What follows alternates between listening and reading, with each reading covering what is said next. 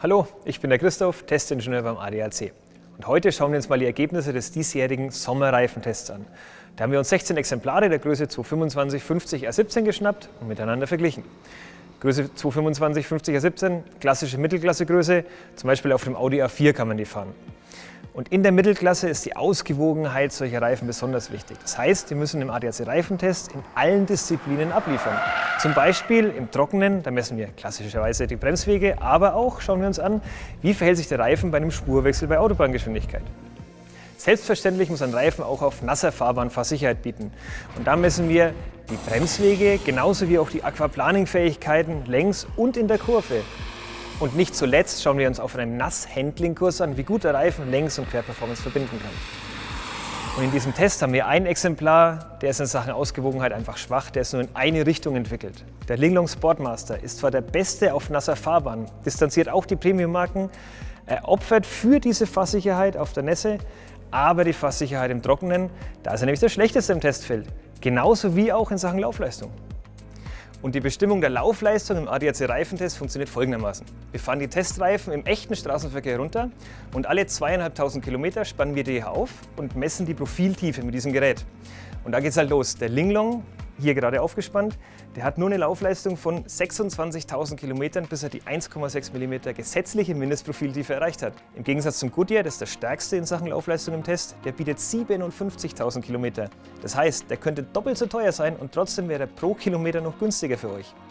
Das Umweltkapitel im Reifentest stützt sich aber nicht nur auf die Laufleistung, sondern auch auf andere Fakten, zum Beispiel aufs Reifengewicht, auf den Kraftstoffverbrauch, auf die Geräusche, aber auch auf den Reifenabrieb, der entsteht in der Nutzung. Und den schauen wir uns jetzt mal an. Den Reifenabrieb bestimmen wir denkbar einfach. Immer wenn wir die Reifen einspannen, um die Profiltiefe zu messen, dann wiegen wir sie auch. Und da gibt es riesige Unterschiede. Unser Linglong zum Beispiel, der verliert über den Betrachtungszeitraum von 15.000 Kilometern über 3,2 Kilo Gummi. Und die verteilt ihr fein gerieben in der Umwelt während der Fahrt. Zum Vergleich, der Michelin, stärkster in dieser Disziplin im Test, der verliert unter 1,5 Kilo Reifen über 15.000 Kilometer auf alle 4 Reifen bezogen.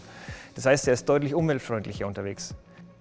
Jetzt kommt das Aber. Der Michelin bietet euch zwar eine hohe Laufleistung und der Reifenabrieb ist auch gering, aber in der Nässe und vor allem auch in der Trockenheit hat er uns nicht wirklich überzeugt, wurde sogar durch seine mittelmäßige Leistung in der Trockenheit abgewertet, landet nur auf Platz 7 im Test. Da hätten wir von Michelin mehr erwartet. Im ADAC-Reifentest gilt nämlich, du musst wirklich ausgewogene Eigenschaften bieten, um ganz oben zu landen. 3 Reifen aus dem Testfeld sind nicht empfehlenswert. Sie zeigen ausgeprägte Schwächen bei der Fahrsicherheit auf trockener Fahrbahn. Die beiden letzten Reifen im Testfeld wurden sogar zusätzlich abgewertet, weil sie eine zu geringe Laufleistung und gleichzeitig einen zu hohen Reifenabrieb aufweisen. Und das hier sind die Testsieger. Übrigens auch die einzigen 3 Reifen im Testfeld mit dem Gesamturteil gut.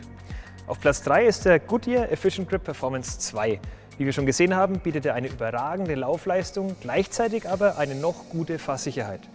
Insgesamt einen Ticken stärker ist der Pirelli Cinturato C3, landet damit auf dem 2. Platz. Einsame Spitze aber ist der Continental Premium Contact 7. Denn in Sachen Fahrsicherheit ist er dem Testfeld um Längen voraus, gleichzeitig ist er einer der besten Reifen im Umweltkapitel und sichert sich damit den Testsieg.